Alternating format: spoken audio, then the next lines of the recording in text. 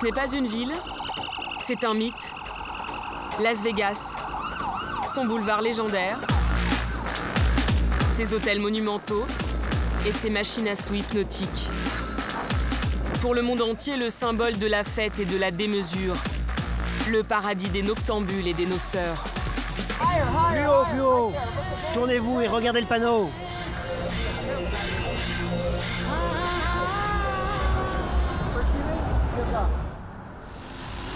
À Draize, la boîte de nuit en vogue en ce moment, on a mis le paquet pour attirer une clientèle prête à flamber ses dollars pour s'amuser à tout prix. Piste de danse les pieds dans l'eau, lumière futuriste et serveuse pour le moins accueillante. Brian, je vais au service 2, ok? Sébastien Manfredi est l'un des responsables du club. Sa grande fierté à lui est cachée dans l'une des arrière-salles de l'établissement. Dans cette chambre froide qui ressemble plus à un coffre-fort qu'à un frigo. Pourquoi vous avez mis un cadenas? On a mis tous nos champagnes les plus chers ici. Et on ne veut pas que tout le monde puisse y avoir accès. Des centaines de bouteilles pour une valeur de plus de 800 000 €. Il y en a pour tous les goûts et pour tous les caprices. Pour nos clients fidèles et les VIP, on a prévu des super bouteilles avec leur nom gravé à l'intérieur du coffret. Alors quand ils viennent ici, ils ont leur boîte qui les attend. C'est vraiment un must. On a celle-là aussi. Elle est vraiment très lourde. Et vous la vendez combien? Oh, celle-là, je pense qu'elle doit être à 19 000 sur la carte. Ça doit être ça, ouais. Ce soir-là, c'est un jeune homme au look passe-partout, l'un des meilleurs clients de la boîte, qui va faire sauter la banque. L'air de rien, il vient de s'offrir une formule avec 20 bouteilles, pour la somme de 45 000 $, soit 40 000 €. C'est ça qui fait la fête. Ça donne une bonne énergie et tout le monde s'amuse. À ce prix-là, il a tout de même droit à un bonus. 45 secondes de show en son honneur, c'est compris dans la formule. Le champagne, c'est l'une des meilleures ventes de la boîte, jusqu'à 50% du chiffre d'affaires d'une soirée. Pour frimer, on n'a pas encore trouvé mieux. C'est tellement classe et chic. Tu as l'impression de célébrer un truc, tu te sens spécial. Il y a les bulles, la coupe, ça rassemble tout le monde. Le champagne, c'est le lait des champions. Et même si le prix moyen tourne autour des 800 € la bouteille, ce n'est pas un problème. Il faut que ce soit cher. Sinon, j'en veux pas parce que si c'est cher, c'est bon. Quelques bulles vendues à des prix exorbitants. C'est tout le génie de ce produit 100% français. Le champagne, c'est l'un des trésors de notre économie. Il génère un chiffre d'affaires de près de 4,5 milliards d'euros et fait vivre 30 000 personnes. Sa grande force, la séduction qu'il exerce sur le monde entier. À chaque victoire, sur les podiums de toute la planète, dans les mariages, et dès qu'on célèbre un événement, le champagne, c'est le must absolu. Dans tous les films, la boisson préférée des stars, des riches et des espions. Oh, petit champagne. Il y en a une autre dans le frigo. Le champagne, c'est surtout un marché juteux, dominé par un géant du luxe, le groupe LVMH, qui possède une demi-douzaine de marques parmi les plus connues. Face à ce mastodonte, des entreprises familiales surfent elles aussi sur cet engouement planétaire. La Chine, on a ici la Belgique, la Lettonie, le Japon derrière. Comment ces marques françaises font-elles prospérer cette poule aux œufs d'or? Et quelles sont leurs armes pour conquérir une clientèle toujours plus large? À 10 000 km de Las Vegas et de son ambiance bling-bling, la Champagne, au nord-est de la France. Un coin pas très ensoleillé pour faire pousser du raisin. Pourtant, ce sont bien ces vignobles qui ont fait la fortune de la région. À Épernay, la capitale du Champagne, la réussite est visible partout. Le long de l'avenue principale, des maisons cossues aux noms qui font rêver. Paul Roger, Perrier-Jouët ou Mercier. Pour comprendre comment ces grandes marques ont fait d'un vin local un best-seller mondial, nous avons plongé dans les secrets de fabrication de la plus connue d'entre elles, Moët et Chandon. Le fleuron de LVMH est le numéro 1 du secteur avec environ 30 millions de bouteilles sur les 300 millions vendus tous les ans dans le monde. Tout commence dans ces immenses cuves en inox. Elles contiennent chacune du vin qui provient d'une parcelle de vignes différente et pas toujours de même qualité. Ça peut être du raisin noir ou du raisin blanc. Il y a des grands noirs, des grands blancs, des petits crus de blanc, des petits crus de noir. En tout, 800 vins qui n'ont pas le même goût, mais qui devront toujours donner le même champagne. Car à la différence d'un vin classique, le goût du champagne ne change jamais d'une année sur l'autre. C'est ce qui explique en grande partie son succès. Une élaboration qui demande des mois de travail et des dizaines de séances de dégustation. Chez Moët, ces séances sont réglées comme du papier à musique. On déguste toujours en silence, à l'aveugle et en groupe. Aucun d'entre nous n'a le goût parfait. Même quelqu'un qui est très performant, il ne l'est pas tous les jours. On a des jours avec, des jours sans. Donc quelque part, pouvoir faire le tour et d'avoir aujourd'hui 8 dégustateurs professionnels, habitués, permettra d'avoir un résultat final beaucoup plus robuste. Benoît Gouès est responsable de toute la production chez Moët. Pour réussir à mélanger ces 800 vins différents, il a une méthode bien rodée et un système de notation très basique. Les vins sont classés en 3 catégories. A, le meilleur, B ou C, le moins bon.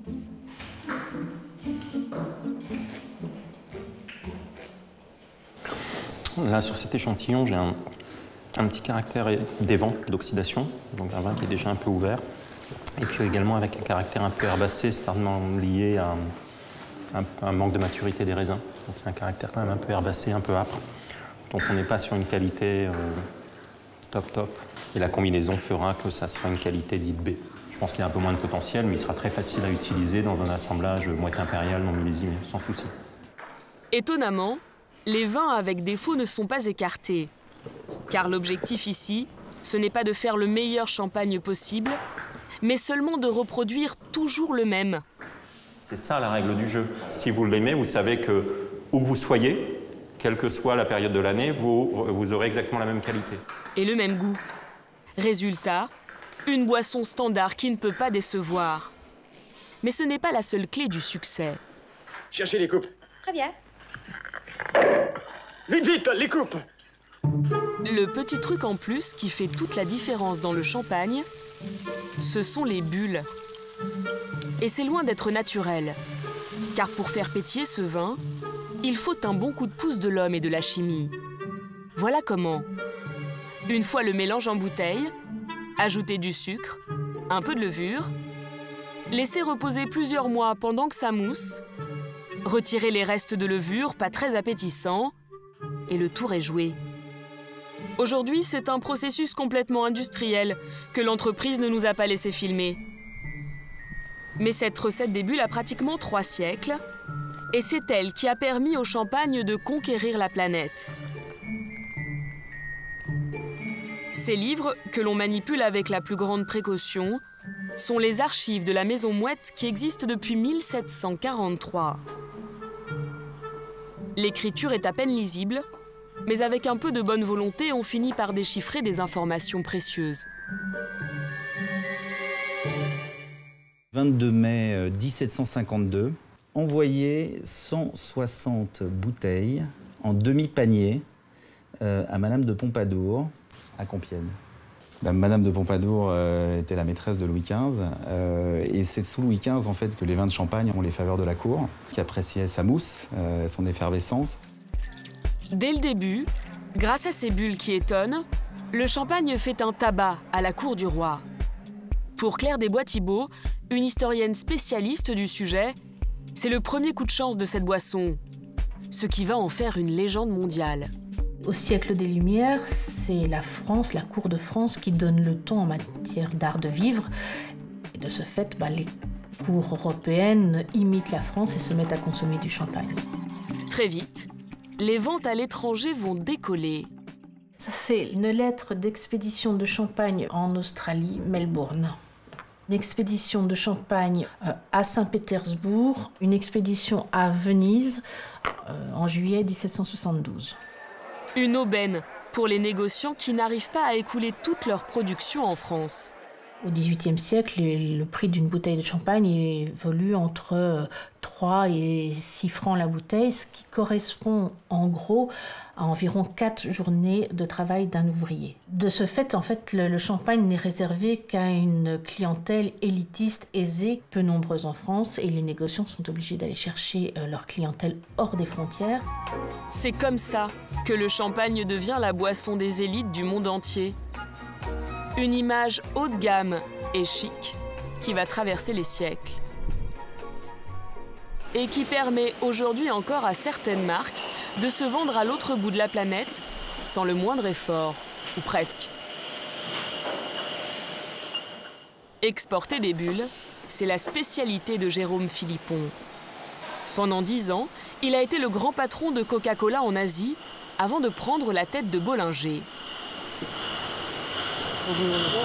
Une maison indépendante qui fait environ 80 millions d'euros de chiffre d'affaires et la fierté du patron. Vous voyez, on pose la coiffe. Alors c'est un processus assez sympa qui a été mis au point spécifiquement pour Bollinger.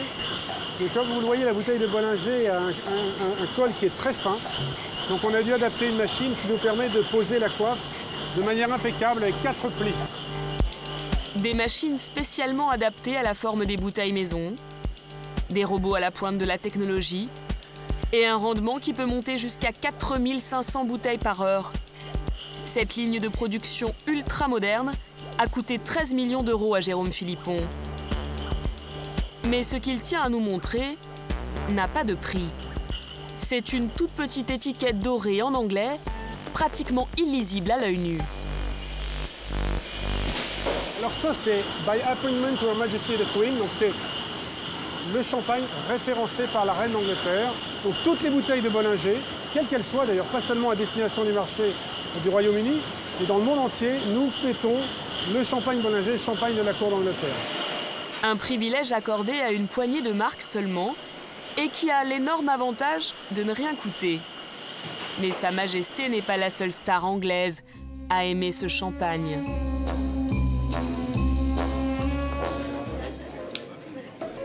Bollinger 75. Je vois que vous êtes un connaisseur, monsieur Brandt. Là encore, et c'est plus surprenant, monsieur Philippon n'a pas eu à verser 1 centime. Cette question m'est souvent posée, ça doit vous coûter très cher d'être le champagne des James Bond.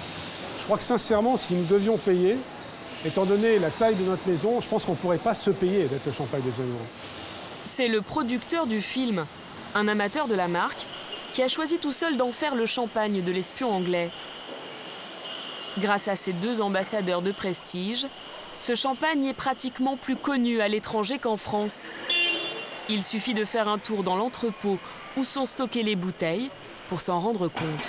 Colombo au Sri Lanka, là vous avez Athènes en Grèce, là vous avez le Liban, la Bulgarie, nous allons à Taipei, à Taïwan, les Antilles, l'Inde, Mumbai.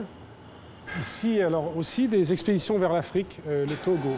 Là, ça devient très exotique, les Bermudes, pour le Venezuela, pour la Suisse, pour Hong Kong.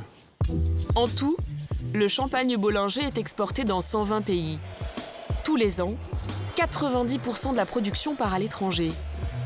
Et sans surprise, ce sont les Anglais qui en boivent le plus. Pratiquement 1 bouteille sur 3. Un marché vital donc pour la maison. Et son patron, qui s'investit personnellement pour entretenir l'image très sélecte dont il jouit outre-Manche. Vous n'êtes pas en retard. Vous êtes magnifique. Fantastique.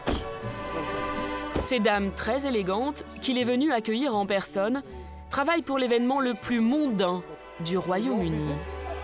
Your visit, he decided to be here. La prestigieuse course de chevaux Royal Ascot. Un événement qui attire tous les ans 300 000 visiteurs chapeautés.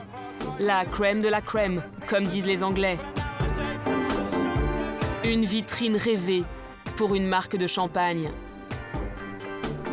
Ses clientes stratégiques ont donc presque tous les droits chez Jérôme Philippon.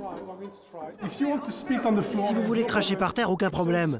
Si vous voulez cracher ici, c'est bon aussi. C'est comme vous voulez.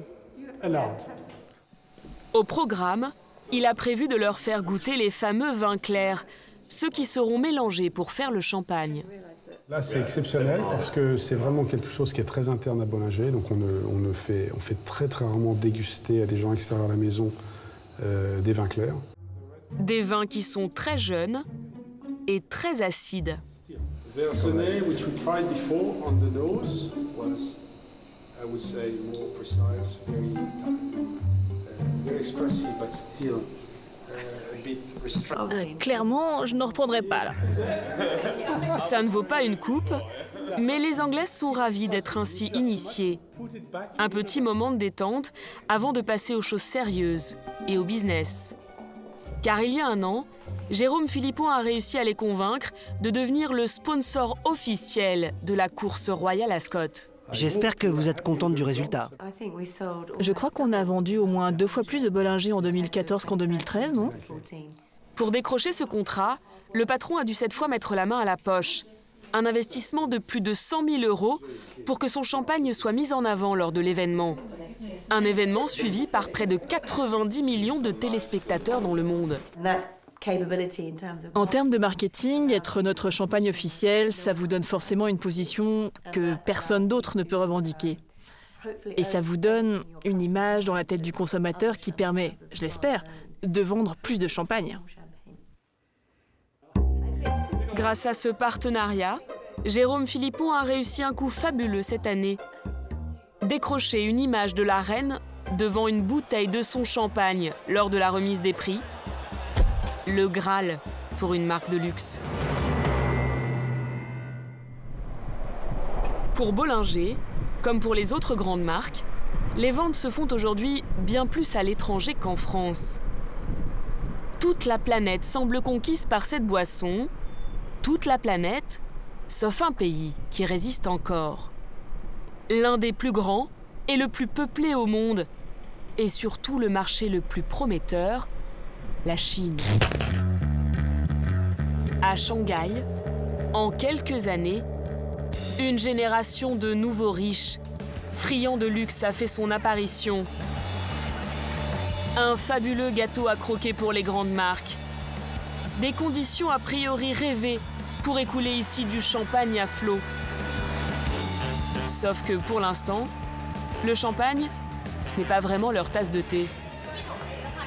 Dans ce restaurant huppé, c'est bien ce qui désole l'une des patronnes, Madame Fang. Sur sa carte high-tech, elle propose une sélection d'alcool importé. Vous voyez, ça, ce sont tous mes vins rouges. Il y a le choix parmi des vins français, italiens ou australiens. Et au rayon champagne, on retrouve du Bollinger. C'est bien pour l'image du restaurant de l'avoir sur notre carte. Mais en fait, du champagne, on en vend très peu. Pour nous, ce n'est pas du tout rentable pour le moment. Pour nous montrer ce qui pêche avec cette boisson, Madame Fang a bien voulu faire un petit test. Je me permets de vous présenter ce champagne français. C'est la marque de James Bond 007. C'est un vin fin, pétillant avec des bulles. La maison vous l'offre gracieusement. Même pour des Chinois aisés, boire du champagne pour la première fois, ça reste toute une expérience. Moi, je n'y connais rien au champagne. Je crois que ça crée une ambiance conviviale, c'est ça, non? C'est acide. Au goût, ça me fait penser à du vin blanc. Mais en fait, je sens pas tellement la différence entre les alcools, désolé.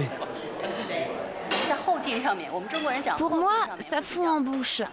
On dirait une boisson sans alcool. Si les filles se mettent à en boire beaucoup, je ne préfère même pas imaginer les conséquences. Ça doit être vraiment pitoyable.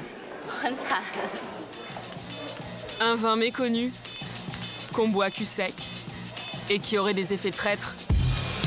Pour notre champagne national, la partie s'annonce mal engagée en Chine. Alors, pour faire décoller les ventes, Bollinger a engagé des importateurs locaux, spécialisés dans le luxe. Ici, vous êtes à notre siège de Shanghai. Vous voyez ce tableau? Il y a toutes les marques phares que nous gérons. Nous sommes l'agent principal de Porsche. À leur tableau de chasse, Porsche, Dyson et des grands vins. Frescobaldi, Rosemount, évidemment Bollinger.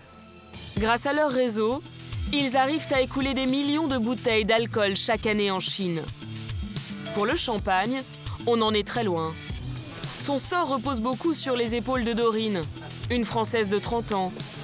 Cette diplômée d'école de commerce est très consciente de tout le chemin qui reste à parcourir avant d'imposer ce vin pétillant. On a regardé des études il n'y a pas longtemps, il y a quand même 9% de la population des gens qui boivent du vin qui ont une réelle connaissance du vin. Donc c'est quand même tout petit, c'est vraiment minimal. Donc en fait, si vous voulez que les gens comprennent ce qu'ils boivent et donc apprécient ce qu'ils boivent, il faut vraiment leur faire comprendre. Il faut vraiment faire des formations. Un travail d'initiation et de formation qui se joue surtout en soirée, dans les grands hôtels et les bars branchés de la ville. Là où Dorine cherche les hommes clés qui vont l'aider à convertir les Chinois aux bulles. Ce soir-là, avec son acolyte Andy, elle pense avoir déniché la perle rare. Bonsoir, comment ça va? Le patron de ce bar très sélect, Monsieur Jazz Jia, a déjà réussi un tour de force, lancer la mode du whisky en Chine. C'est par lui que le boom du champagne pourrait aussi arriver. Il a d'ailleurs déjà de très belles références à sa carte. C'est notre best-seller, un millésime 2004 rosé. Être vendu ici, c'est le passage obligé pour espérer faire le buzz un jour. Alors pour convaincre le patron, le tandem va sortir son argument massue. Pour moi, ce qui est vraiment bien, c'est que vous faites la promotion du whisky, un univers où la marque compte beaucoup. Et quand on parle de champagne, c'est la même chose. C'est l'image, la marque qui font tout. Vous savez, Bollinger est le champagne favori de 007. Vous pensez qu'on pourrait exploiter cette image chez vous, dans votre établissement? Ce serait jouable? Ce serait fantastique, j'adore James Bond. Même ici, la carte 007 fait son petit effet. Vous savez, tous les Chinois adorent James Bond. Mais vous ne pensez pas que le champagne risque d'être difficile à vendre? Il y a 5 ans, quand on a ouvert le bar, personne ne buvait de whisky. C'était une boisson confidentielle. On a dû faire un vrai travail de formation pour initier les gens.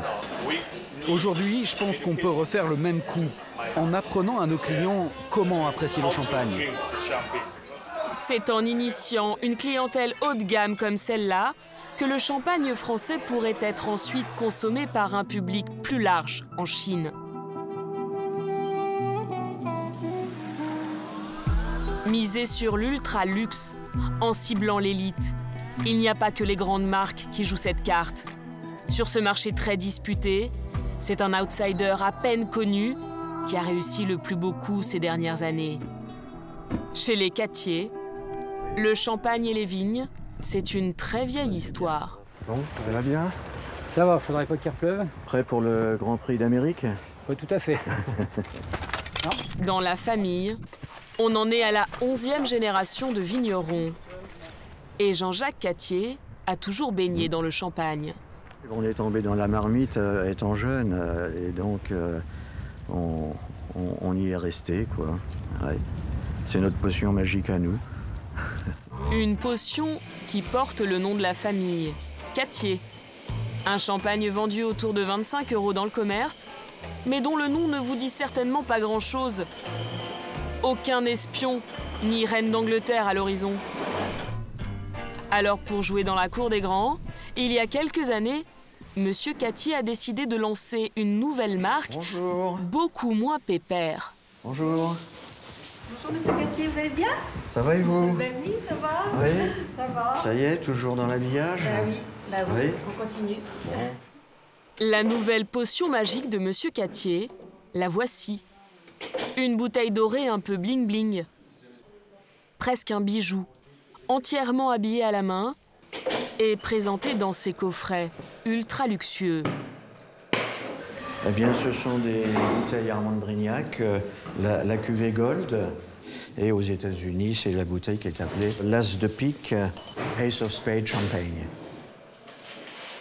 Une marque lancée il y a 8 ans, après une simple plaisanterie entre Monsieur Cattier et son directeur marketing, Philippe Bienvenu. On peut faire un petit peu le point sur les commandes export, mais il y a pas mal de choses. Aujourd'hui encore, les deux hommes se souviennent exactement de cette discussion. D'un seul coup, M. Cattier me dit « Mais si on faisait le champagne le plus cher au monde ?» Et puis on en rigole pendant notre déjeuner, puis bon, on en reste un petit peu là. Puis quelques semaines après, on se dit, après tout, l'idée n'était peut-être pas aussi saugrenue que ça, il y a peut-être quelque chose à faire. En fait, mon idée, c'était de dire de faire le champagne le plus exclusif, le plus introuvable, le plus improbable. Enfin, je ne sais pas quel superlatif utiliser. C'est vrai que c'est une boutade, mais l'idée a suivi son chemin. On s'est dit, après tout, pourquoi pas. Pour le nom de son champagne, Monsieur Cattier s'est contenté de reprendre une marque déposée par sa mère, mais qui n'avait jamais servi. Ma mère avait lu un roman qui lui avait beaucoup plu. Le roman lui avait plu, le personnage principal lui avait plu, et le personnage principal s'appelait Armand de Brignac. Et vous savez quel roman c'était? Alors non, malheureusement, c'était dans les années 50, ou peut-être 40, je ne sais pas, ouais. Mais on ne sait pas plus. Cette marque, lancée sur un simple coup de tête, aurait pu faire pchit sans un coup de chance extraordinaire. En 2006, quand la bouteille est lancée, les rappeurs américains raffolent alors du champagne Cristal. Mais la maison Roederer qui le produit considère que ça abîme son image. Du coup, les rappeurs boycottent la marque. Et dans l'un de ses clips, la star Jay-Z rejette d'un revers de main le cristal qu'on lui propose et se fait servir à la place une bouteille très tape à l'œil d'Armand de Brignac. Une apparition qui va tout changer. Depuis, ces bouteilles vendues entre 250 et 2000 € s'arrachent dans les boîtes de nuit du monde entier. Il s'en vend 100 000 tous les ans. Ça a procuré pour la marque une sorte de Big Bang qui a fait que d'un seul coup, du jour au lendemain, la marque a explosé internationalement. Elle est partie, elle s'est propagée à une vitesse constante, je dirais, sur tous les continents. Et ça a été le détonateur. C'est comme si vous aviez gagné au loto, là. Un petit peu, en quelque sorte. On peut dire ça comme ça, oui. Le plus improbable, c'est que depuis ce Big Bang, Monsieur Cattier et Jay-Z sont presque devenus copains. En 2010, le rappeur et sa femme Beyoncé ont passé toute une après-midi chez leur producteur de champagne préféré. Alors c'était très impressionnant et c'est vrai que ça a un peu impressionné aussi dans le village, ce remue-ménage soudain. Et bon, et après, on a passé l'après-midi ensemble, oui, on a déjeuné ensemble, on a passé une partie de l'après-midi avec la visite des caves. Et puis ensuite, ils sont vite repartis à récupérer leur jet à Vatry parce que Jay-Z avait un concert le soir même à Manchester. Depuis, le rappeur a invité Monsieur Cattier à venir chez lui à New York. Une belle histoire et une affaire juteuse. Ces bouteilles dorées sont vendues 15 fois plus cher que le champagne Cattier, mais elles ne coûtent que 2 fois plus à produire. Un succès qui pousse de plus en plus de marques vers l'export. Aujourd'hui, ce sont les ventes à l'étranger qui rapportent le plus, mais les Français restent les plus gros consommateurs de champagne.